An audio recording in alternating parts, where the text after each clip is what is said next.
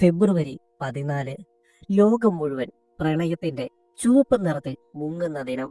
കാർഡുകളും ചോക്ലേറ്റുകളും വിലപിടിപ്പുള്ള സമ്മാനങ്ങളും ഇതൊക്കെയാണ് ഇന്ന് നമുക്ക് വാലന്റൈൻസ് ഡേ. എന്നാൽ ഈ ആഘോഷത്തിന് പിന്നിൽ രക്തം മരവിപ്പിക്കുന്ന ഒരു ചരിത്രമുണ്ടെന്ന് പറഞ്ഞാൽ നിങ്ങളിൽ എത്ര പേർക്ക് വിശ്വസിക്കുവാനായി സാധിക്കും? ഒരു വശത്ത് റോമൻ സാമ്രാജ്യത്തിലെ ക്രൂരമായ ശിക്ഷാവിധികൾ, മറുവശത്ത് വിചിത്രമായ പുരാതന ആചാരങ്ങൾ. ആരായിരുന്നു ശരിക്കും ഈ സെയിന്റ് വാലന്റൈൻ? എന്തിനാണ് അദ്ദേഹത്തെ അവർ വധിച്ചത്? ഇന്നത്തെ വീഡിയോയിൽ നമുക്ക് വാലന്റൈൻസ് ഡേയുടെ ആരും പറയാത്ത ആ ചരിത്രത്തിലേക്ക് ഒരു യാത്ര പോകാം. വാലന്റൈൻസ് ഡേയുടെ തുടക്കം ക്രൈസ്തവ ചരിത്രവുമായി ബന്ധപ്പെട്ട് കിടക്കുന്നു എന്ന് പലരും കരുതുന്നു. എന്നാൽ ചരിത്രകാരന്മാർ പറയുന്നത് ഇതിന്റെ വേരുകൾ പുരാതന റോമിലെ ലുപ്പർക്കാലിയ എന്ന ഉത്സവത്തിൽ നിന്നുമാണ് എന്നതാണ്. ഫെബ്രുവരി 13 മുതൽ ഫെബ്രുവരി 15 വരെയായിരുന്നു ഇത് നീണ്ടു നിന്നിരുന്നത്.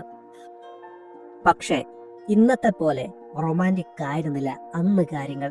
അന്നതൊരു ഫെർട്ടിലിറ്റി ഫെസ്റ്റിവൽ ആയിരുന്നു. ആടുകളെയും നായ്ക്കളെയും ഉപയോഗിച്ച് ആചാരപരമായ ചടങ്ങുകൾ നടത്തുകയും അതിനുശേഷം ആ മൃഗങ്ങളുടെ തോലുമായി പുരുഷന്മാർ നഗരത്തിലൂടെ ഓടുകയും സ്ത്രീകളുടെ മേൽ ആ തോൽ ഉപയോഗിച്ച് സ്പർശിക്കുകയും ചെയ്യുമായിരുന്നു. ഈ ആചാരം അവർക്ക് കുട്ടികൾ ഉണ്ടാകുവാൻ സഹായിക്കും എന്നതായിരുന്നു റോമക്കാർ വിശ്വസിച്ചിരുന്നത്. കേൾക്കുമ്പോൾ വിചിത്രമായി തോന്നാം, പക്ഷേ ചരിത്രം ഇതായിരുന്നു.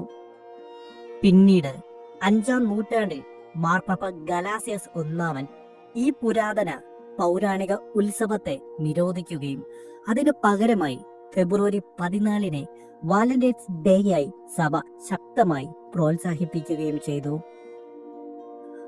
അടുത്തതാണ് വാലന്റൈന്റെ കഥ. 3-ാം നൂറ്റാണ്ടിൽ റോമിൽ ജീവിച്ചിരുന്ന ഒരു പുരോഹിതന്റെ കഥയാണ്. അക്കാലത്ത് റോം ഭരിച്ചിരുന്നത് ക്ലോഡിയാസസ് രണ്ടാമനെന്ന ചക്രവർത്തിയായിരുന്നു. ക്ലോഡിയാസസ് ദ ക്രൂവൽ എന്നാണ് അദ്ദേഹം അറിയപ്പെട്ടിരുന്നത്.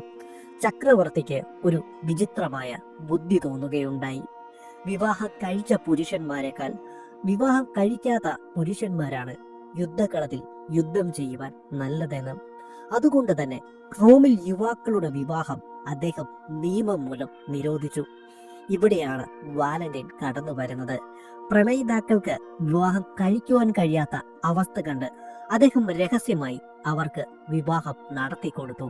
ഇതറിഞ്ഞ ചക്രവർത്തി ക്ലോഡിയാസ് വാലന്റൈനെ തടവിലാക്കുകയും വധശിക്ഷയ്ക്ക് വിധിക്കുകയും ചെയ്തു.